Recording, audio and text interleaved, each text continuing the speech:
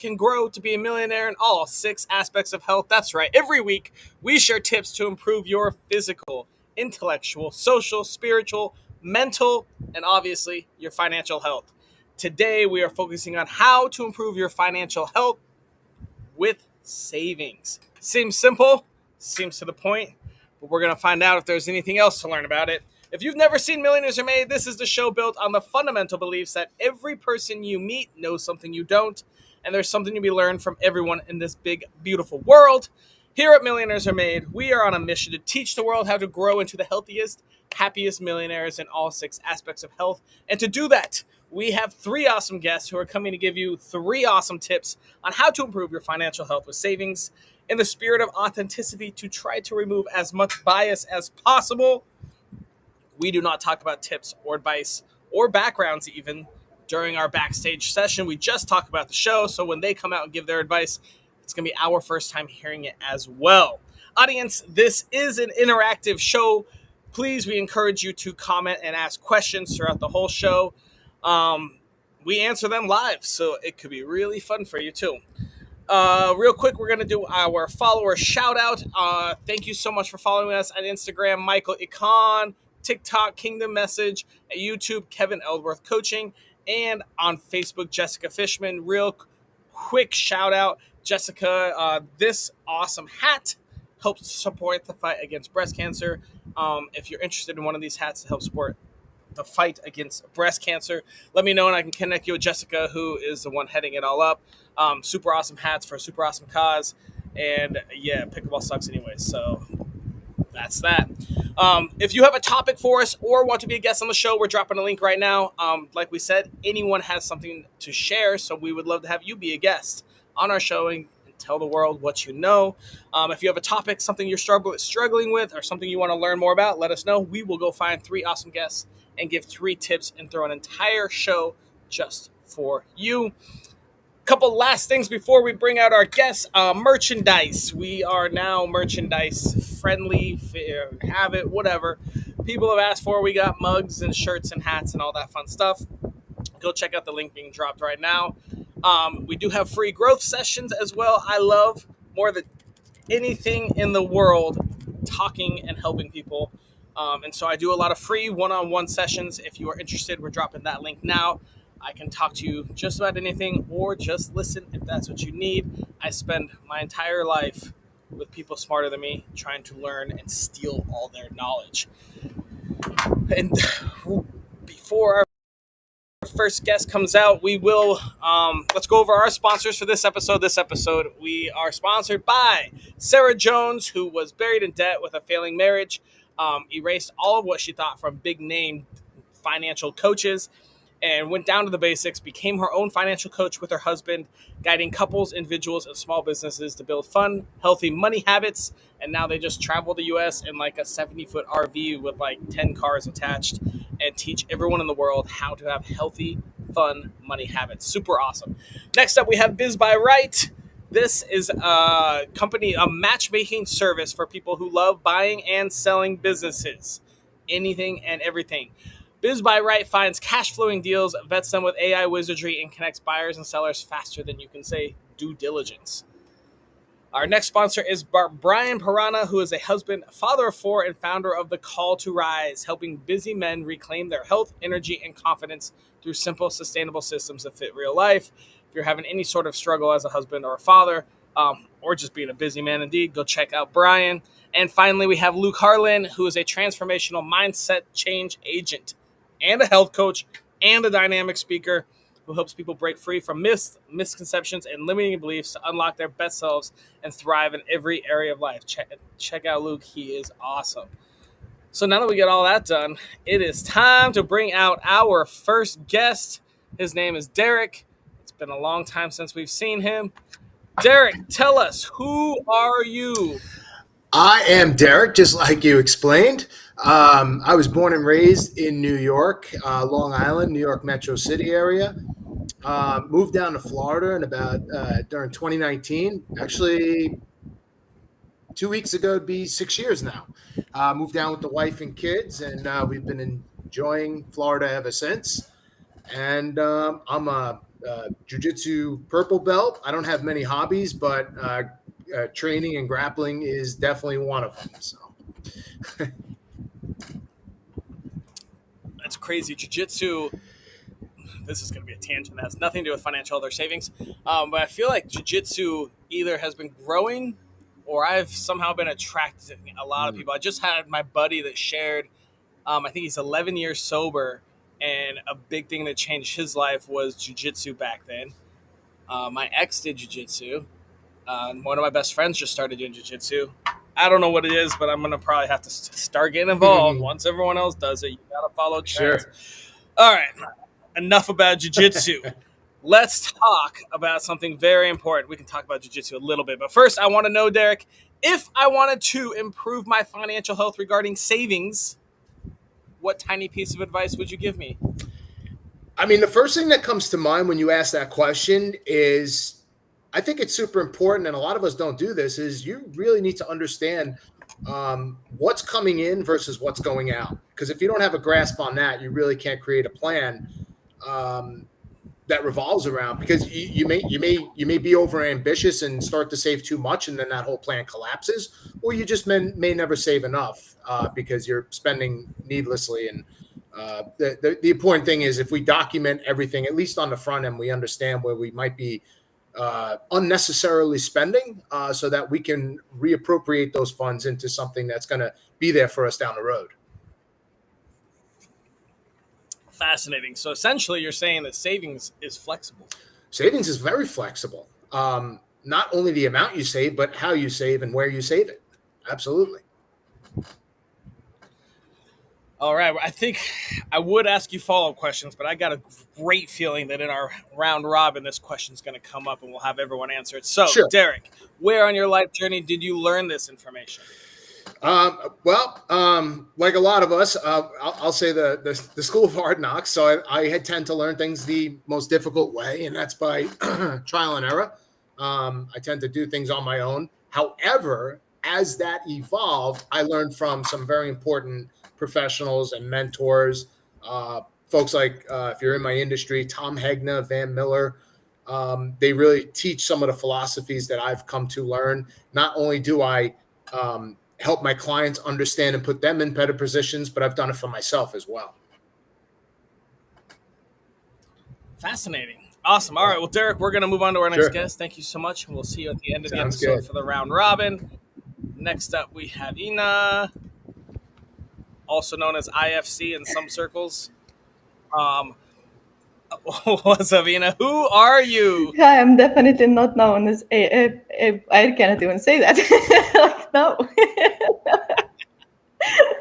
Awesome. Thank you for having me here. I am Ina. It's hard to explain. I'm from Ukraine, and friends called me Fairy, so that's not IFC. It's just Faye sometimes. I do have over 20 sources of income, and I work in like 35 countries lately, so I do lots of different things, including singing classes and photography, but my main focus is energy work and also mindset life coaching and relationship coaching. And that includes relationships with everything, with food, with your physical body, with your health, with your partners, children, parents, and of course with finances as well. Your financial health. All right, Ina, let me ask you this. If I wanted to improve my financial health with savings, what tiny piece of advice would you give me? So it's interesting because what Derek mentioned is a little bit the opposite of how I see it. So if you were to put just a little bit from your every paycheck or from all of the money that comes to you into your savings, it can be, I would say, from 1% up to 10%. That would help you to improve your financial health with savings. Constantly putting something in. Constantly putting it in. Okay. Where on your life journey did you learn this tip, Ina? I learned this tip many, many times through, so I have a therapist and I have like 5, 6 different coaches who I work with and energy practitioners. And I took about 11, 12 courses for financial growth. And in the end, ended up making my own video course for financial growth. So that's where I learned it from my coaches. And this information came in different shapes and forms from different people, but the information was the same. They were saying to save 10%. I would say that money always go up and down. Life goes up and down. It's fine. So sometimes you can save more, sometimes you can save less. But as long as you're consistent, you will see the progress. So that's where I learned it. I like the thought of consistency. I like that. Awesome. All right, we're going to move on to our next guest, and then we'll bring you back out later on. Next up, we have Scott. Scott, tell us, who are you? Absolutely. So my name is Scott Mater. I call myself a stewardship coach. So that means I work with small business owners to help them master their time, their talent, and their treasure so that they can live out their calling. That usually means folks come to me and they're like, I don't have time for that, or I don't have money for that. And then I help them figure out that it's actually not time and money that's the problem. It's us. We tend to be our own block to dealing with our time and money. And so unfortunately, you have to do the hard work of working on yourself if you want to fix your time and your money. And that's what I help people do. Yep, that sounds about right. I can agree with that. Scott, I got an important question for you. If I wanted to improve my financial health with savings, what tiny piece of advice would you give me? So first off, I heard what Derek and Ina said. I agree with both of them in ways. I think that's part of the picture. For me, I think the small tip and the place to start is you actually have to have a why behind what you're doing. It's not just about the practical plan or the idea of consistency. It's why are you saving? What are you doing this for? Because all too often I see people saying things like, I don't have enough money to save. And it's because they're saying yes to the wrong things and saying no to the things that they actually care about. And so if you realize what the why is behind it, then you can actually align your savings and you get that stick to itiveness that gives you that consistency, and it actually lasts. So it's find the deep, passionate why behind the savings before you actually start putting the plan in place.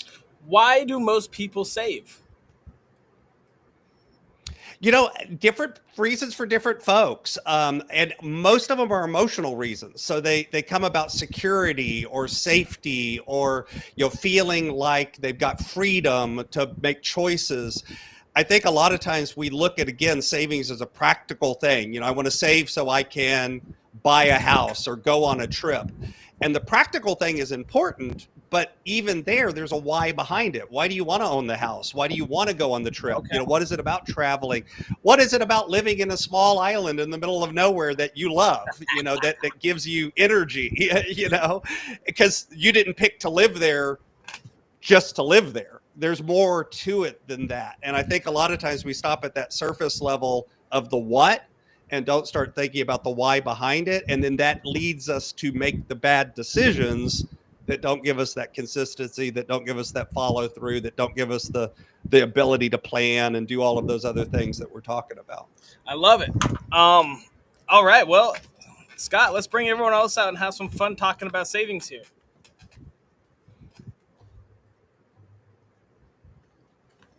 All right, we got Derek and Ina. Audience, it's a great time for you to start asking some questions.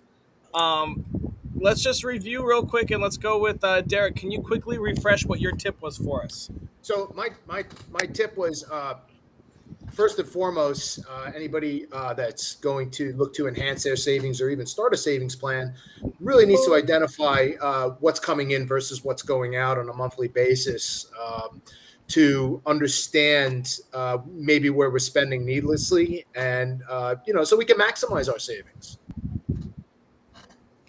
Let's talk about that, Derek. So monthly budgeting. Do you find most months are pretty consistent and the same, or do you find that there's ups and downs that make every month very independent? I think it's mostly consistent, but there are some variables, of course. You could be plugging along. If you got your rent and mortgage, we'll call that $2,000 a month, and I'm just throwing out random numbers. Maybe somebody has a car note, so in all, it ends up to be, let's just say $3,500 a month. Groceries are usually pretty consistent. The question is, do you go out to eat often? So that can really start to create a variable. What about if you have one of those mini black swan events where your refrigerator all of a sudden does not work anymore? Now you have to reinvest, so to speak, into those groceries and purchase a new appliance. So do you have the ability to do that, or will you take on debt to do that? Or clear out your savings. Yeah, to do that, I absolutely. guess would be another option, right? All right, Ina, what are your thoughts on Derek's tip here? I love it, and I also think that for some people, Derek I think talks more about like stability in spending, and there's also what about the income? Because I'm completely entrepreneur for all my life, for over 20 years doing that, and it's always been up and down. There is some stability to that, and it grows as well. I feel like I'm sometimes like I'm in investment market, like it goes up and down, but in general it goes more and more, which makes me happy. But it's still a lot of up and down, and savings definitely helps that a lot. So it's definitely a very smart thing to have. Scott, what are your thoughts on Derek's tip? I like Derek. I've worked with a lot of folks and a lot of different budgets and over the years, and there are things that are going to be consistent, and then there are things that are going to be variable. And then within that, then there's what he was talking about, the black swan events or the little mini things. And it's like I tell people, I can't tell you what will happen in the next year that's an emergency, but I can tell you you're going to have an emergency in the next year. Every 12 to 18 months, most people have some sort of life event that affects their money. That could be the loss of a job. That could be an illness. That could be, the refrigerator going out. That could be their house burning down. It could be small. It could be big. But statistically, they tell us, 12 to 18 months, you have something. And so when people look up and go, well, there's no way I could have known that my refrigerator was going to go out and spoil all my food. It's like, well, that's true. You couldn't have known that was going to happen. But you should have known that something was going to happen. And so, you can prepare for the unpredictable. That doesn't mean you can't plan for it or prepare for it. So I agree with Derek that the planning stage is important, especially for planning for the quote unpredictable things, because they're more predictable than we think. I would definitely agree with that. I'm trying to think of the last time I had a emergency cash. I don't know. I guess yeah, I live a weird life though. All right, so yeah, I don't. Well, and again, remember statistics apply across a large number of people. That doesn't mean they're true against an individual. Yeah, and you can't ever, I mitigate. Your life can be different. What I do. Yeah. All right. Exactly. What do you guys think? So here's a question. Cool, from the audience. What % of our income should we put towards savings? That's a tough one to answer because the mainstream will tell you 10%, but when I work with people who are retired or close to retiring, their number one concern is running out of money. So 10% is clearly not a good number. People are more afraid of running out of money than dying in retirement, and that's a statistical fact. So really, yeah, that's the number one fear of a retiree is running out of money. And well, then just retire later or have cash flowing assets. Yeah, and that again, we talk about the unexpecteds, and we talk about illness. So one of my things is what if you what's the saying? What if you're too sick to work, but too broke to retire? What do you do? Mm-hmm. I would think relocate. But you have a whole life. You had a whole life to figure that out. But and most people do know. But most people don't start until it's too late. Yeah, most people don't start until it's way too late. That's why your percentage question, like Derek said, it's not a fixed number because it depends on what your goals are. It depends on where you are in your life. My 22-year-old son, it's a different number than me who's 57, because not just because it's a different number or different percentage, we have different goals. We're trying to do different things. And so it's going to be different. I don't think there's a magic one size fits all number. Do you guys offer free consultations? Yes. I do. I do what we call a discovery call and so conversation. Anyone curious about saving and how much and what % and all that fun stuff, give one of these three a shout and go message them, say hi. If you don't have their contact info, which we've already shared, you can always contact us here at the show. But it sounds like you need to go get a set plan and have a discovery call with one of these and talk to them. All right, guys. Next question. How much should you have in your savings account? Some people say 3 months. Some people say 6 months. So I'll jump in on that. Again, I think there's some variability in it because it depends on the stability of your life. You know, I'm an entrepreneur. Like, guess what? My life is more variable than some people in some ways, and it's more stable in others. So I actually have almost a year set aside as a runway. That's not right for every person. You know, it also depends on your emotional state and your worry state. You know, there are some people that are more security minded. There are some people that are more risk averse, and other people are like, whatever, you know, I'm okay. So what's keeping you up at night may affect that number. So, you know, that 3 to 6 months is kind of a general rule of thumb, but it's not necessarily perfectly right for every person because, again, I always think about it. It's funny because money is one of those things where we all have the same thing, but we all are different at the same time. You know, in that we all have money coming in, we all have money coming out, but then we have different goals. And so that affects what we do differently. You know, we have different things that are important to us. Well, that may affect what we're doing differently. And I think the same thing happens with that emergency fund or that money that you put back. And just because it's set back doesn't mean you can't also be smart about what you do with it. You know, it's one thing to have your savings sitting under the mattress. It's something different to put it in something like a high yield savings account or something that can, you know, at least mobilize some of the use of the money. It's not as good as investing for long term, but that's not what you're doing with that money. You use it as an emergency fund. That's my two I think it's the most common is 3 to 6 months, and then when you work more on that, you really get closer to a year, and that's like more recommended, but it really takes time and effort to build that.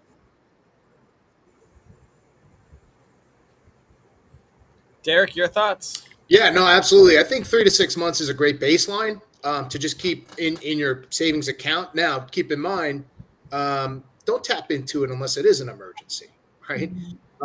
Then when you get beyond 3-6 months, you could put it in some higher yield type of stuff. But you still want to have access to it. You don't want to put it in something that's going to have penalties, surrender charges, anything like that. And then when you get beyond that, where you feel comfortable, you know, we'll call it a year, 6 months to a year. Then you could start to look to invest in some longer term things.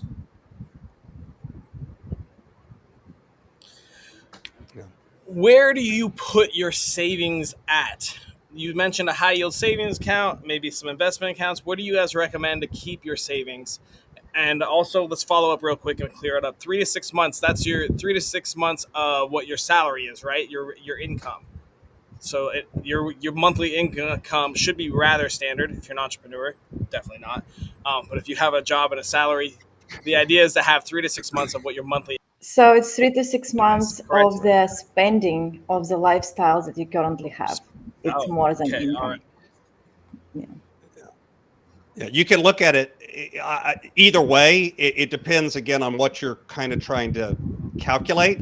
But in general, you'll hear expenses. But then you also have to remember that if you actually have a real major emergency, and here I'm talking like, you know, you're in the hospital with cancer and not able to work, and you know all of that sort of stuff, and you're the only income, your spending is going to change. So even when we say 3 to 6 months of expenses or 3 to 6 months of income, even if you have a W-2 job and that's kind of a fixed thing, or your budget is really stable and that's kind of a fixed thing, it's actually not as fixed as we think it is, because there may be, in a true emergency, you're going to make some different decisions. Yeah, you know, you may not keep spending you're probably not going out to eat if you're in a hospital flat on your back, you know, that kind of thing. So behavior changes. So that's why it's not as simple as just do the math. But usually if you have 3 to 6 months of either one of those, expenses or income, it's more than 3 to 6 months, because you would cut back on spending in a real emergency. And, and yes, like Derek said, an emergency is not the ashtrays are full on my car, and so I need to buy a new car. That's not an emergency. That's a, It would be nice to have this emergency, right? To just go. Not Replace an the whole emergency. car for one new tire. yeah, I have a flat tire, so I have to go buy a brand new car. No, that is not an emergency. I Fix like the tire. But there are emergencies that are true. The funny thing about having money and having savings for an emergency is, by definition, you cut your emergencies in half. And here's what I mean. If you have no money, if you're broke and your car breaks down, you have a car emergency and you have a financial emergency, because you have to figure out how to fix the car. If you've got money, you still have a car emergency. You still got to fix the car, but you don't have the money emergency. You automatically cut your emergencies in half. You have less stress, you have less strain, you have less worry. It's still a problem. I got to fix the car, but it's not as big of a problem, because you can just take it to the shop and write a check and pay to get the car fixed, and in the meantime, take an Uber or whatever. You've got options because you've got cash. Sure. If I may, I'll give you a personal example of an emergency and this is a good example of because I used to think this way. It can't happen to me. So we had just moved to Florida. I was just getting my network growing. Business was just starting to, get some wheels behind it. And in 2021, the wife ended up in the hospital, and she had really bad pneumonia as a result of having COVID and sort of being mistreated at the hospital from that. And next thing you know, she is in a coma, on a ventilator, on an ECMO machine, and a candidate for a lung transplant. So fast forward, she pulled through. But she's in the hospital from September 11th, 2021, and ultimately wouldn't get her back until February 19th, 2022. Now, here's what else I thought. I thought we could come back in February. We could sort of pick up the pieces, and I can go back to work and building my business. Guess what? I am now a full-time caretaker. So you can't imagine the loss of income and accrual of expenses when dealing with long-term care expenses. And some skilled care, some unskilled care. A lot of these health insurances, they don't pay for unskilled care. So just come back to the cancer thing. Over 64% of all expenses associated with cancer are non-medical. That's a huge problem. So medical things can bankrupt somebody. Now, luckily for us, we had some savings. I had the emergency fund. I had savings elsewhere, and we had enough to sort of get by, killed our house fund, but we weren't out on the street. And there's ways to offset that risk with different types of insurance and what have you. You can transfer that risk to the insurance company, but my point to all that is, you just don't know. And if something happens, how long will you be out and unable to produce a paycheck for? And that's a huge problem. Yeah, it's actually more expensive to be sick than it is to die. Absolutely. I mean, from a money perspective. Yeah. Right. Well, it's very important where I think mindset coaching comes in, and switching from mindset of scarcity and like anxiety that something can happen, because it definitely can happen, to trust to the life in the universe and your own like abilities to figure things out. And when you feel that you are provided no matter what, and life supports you, life loves you, maybe for some people it's God, maybe for some people it's universe, or even just you, that hey, I got it, I'll figure it out. That is such an important piece to all of these stories. Like, hey, that happened, but you still were able to, because you are provided. That's what I like to think about in such cases. Mm-hmm. Yeah, I do think the mindset that you look at it, or you're looking at things, in other words, I don't have savings because I'm afraid of what might have happen. I have savings because it helps me keep peace and, stability in my life, where I'm not worried about it, that kind of thing. I worked a corporate job for a while, and my wife and I got completely out of debt. We had savings. I'd started a business on the side, and then they started doing layoffs at work. I'm the only guy walking around in the office going, lay me off. I don't care. I mean, you'll give me you'll give me 6 months of severance. Fine, I'm good.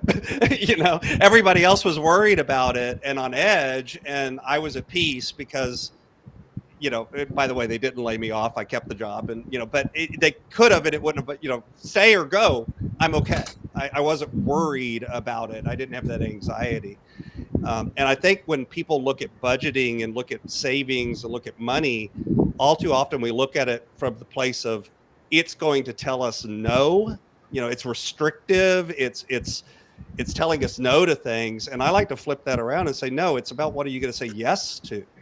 Are you going to say yes to abundance? Are you going to say yes to what you really want to do and have, or are you going to say no to those things? Because if you look at it from a position of yes, you make different decisions. You'll say, all of a sudden it's easy to say no to things because they're the things that don't really matter. You're saying yes to the most important stuff. Yeah, I love that. Fascinating. All you savers. Raise your hand if you have a savings account. Just what? Where do you save? I'm the one that raised my hand, so apparently it's just me. Okay. Everyone else raised it. I've never had a savings account since I turned 18. So it's a fun episode to watch how other people do it, and I totally recommend saving for most people, but it will never happen on my life. I'm one of those risk-adverse people you were talking about, Scott. All right, guys, it's the end of the show. We've got one last task to do.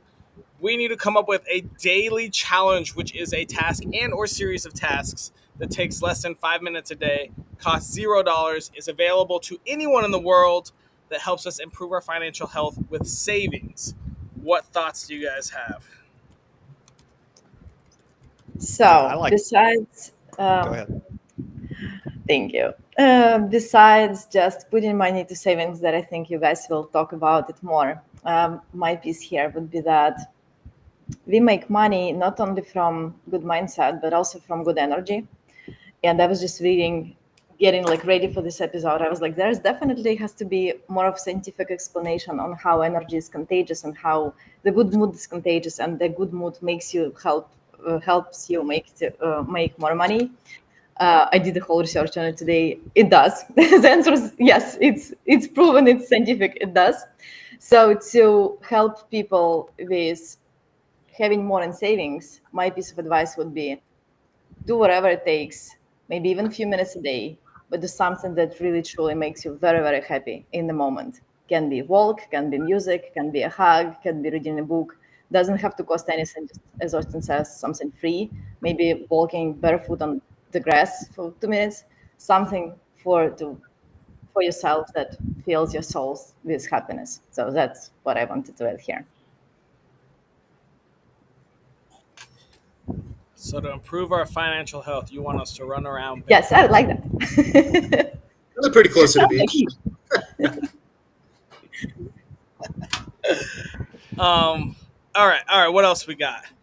Savings, financial health. I think spend some time. So really, I mean, it's too easy to be like, put $5. Yeah, I would spend some time figuring out the why behind it. Why do you even want to save? What is it about savings that means something to you, or that's important to you, or that drives you, so that it's not just about an abstract thing, it's about something that actually matters. Okay, so I like that. That's a unique challenge we've definitely not had on savings before. So take 1 minute, couple of minutes to visualize why we want to save, what we are saving for, and how that will affect how does our it life. matter to you? What is it about it that matters to you? And if you're a visual person, and you can do this while you're running around. Absolutely. And if you're a visual person, go so far as to go cut pictures out of a magazine or something and make a vision board. Put something tangible in front of you if you want to. Okay. Now, some people don't like that and aren't vision board people. Other people are. So I'm not going to say force yourself to do it, but it is not a bad technique to have it in front of you visually. Yeah, I mean, you could even Google image or save it as your background. I used to have it on my lock screen. Tons of those I used to options. have images on my lock screen Sure. that would inspire me on my phone. Because guess what? I look at the lock screen on my phone about 5 million times a day. So it was right there in my face. Yeah, what is my lock screen? My lock screen's boring. Yeah, so I like that. That's a improve your savings. We got to figure out the why we save. That's huge. Derek, you got anything to Yeah, add? it's interesting as I'm listening here. I am currently just rediving into Napoleon Hill's Think and Grow Rich, and I'm just going through the steps of, what is it that you want, and when would you like to have that buy? So, maybe give that some serious thought. So, even if it could be something simple like, I don't have any money in the bank and I'd like to have, $3,000 in the bank by Christmas time. It seems fairly reasonable. What do I got to do to achieve that? Right. And that goes a whole long way. Maybe you're not driving the car that you so desire, but you don't want to go into more debt to do that car. So maybe you try to figure out, hey, how can I obtain a newer vehicle? And obviously be specific about which vehicle you want, and what do I got to do to get there. So, and the other thing I would say is also be grateful for what you have versus worrying so much about what you don't have, because when we do give more focus and energy to what we do have, we get more of what we want over time. And I've found that, and I've sort of lost my way a little bit but now I'm regaining it again. So I think, I agree with everybody here. Mindset is 100%. It takes no more energy to think positive than it does negative, right? So you could choose your thoughts. You just have to be conscious of it. And I think that could put you in a better position, not just financially, but health-wise as well over the long term. Absolutely. All right, Derek and Ina, you both talked a lot. Let's try to narrow this down to like 1 minute of activity. So we're gonna go ahead and take a minute thinking and visualizing about why we're saving. What else should we do for like 1 to 2 minutes, narrowing it down? Derek, you went over a lot of stuff there. Pick like one or two things. One or that we two can put in things. this. Write down exactly what you want, when you short- want it by, and have it in your forefront, whether it's a lock screen or a piece of paper, and look at it several times a day. And keep that in your head. I love it. Okay, so we'll visualize in the morning, and then, create like a specific target goal for something you want. Okay. And a date. All right, I and a like date. that. So we'll visualize why we're saving. We'll visualize what the target is, and so this is going to happen every day. So we're going to have 7 goals. So maybe one goal is 20 years out. Maybe one goal is 3 years out. But I mean, everyone wants at least 7 things in their life, right? 100. It should be 100. Yeah, it might be a different one every day of the month for some of us. Yeah, for sure. Well, yeah, there we The go. more you- Well, then, the more you want yeah, it. good point. So we're gonna visualize, and Ina, what do you want to add in there? Add definitely a gratitude journal to that. Yeah, that was one of the very powerful tools in the. Oh, and actually physical exercises too. Inviting good energy in your body by physical exercises. I do kind of like qigong sessions, like you just move your hands in a nice way and you invite the good energy in your body. So yeah, that can take a minute or two. All right, we'll add that in there too. So while you're visualizing, you can do some jumping jacks. Take a minute to visualize, pick your actual goal that you want, and think about it all day. So I like putting it as your lock screen. We'll leave that kind of up to how you do it. Yeah, all right. So we're gonna think about our goals versus just put $5 in the bank account every day. This is a much better, more interesting challenge. I like it. Fascinating. All right. Any last words before we wrap this show up? Anything you want to accomplish, get started now. Don't wait. That's right. and recognize that you can, whatever you're doing now, it will be different in the future. So our life is a film strip, not a photograph. So whether you're at the top of the mountain right now and having the best life you ever had, or whether you're at the bottom of a valley right now and you're going through a really dark time, it'll be different. For sure. I love it. Awesome. Thanks so much, guys. Huge shout out to Derek, Ina, and Scott. Thank you guys so much for coming out.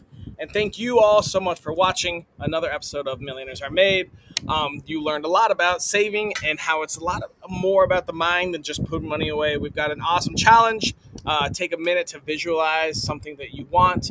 We're going to write it down in a savings journal. Each day have a goal and a set amount you want to save for that. And keep thinking about it, keep thinking about it, keep thinking about it. And while you're visualizing, we're going to do a little physical activity, bring in some good money energy. And thank you all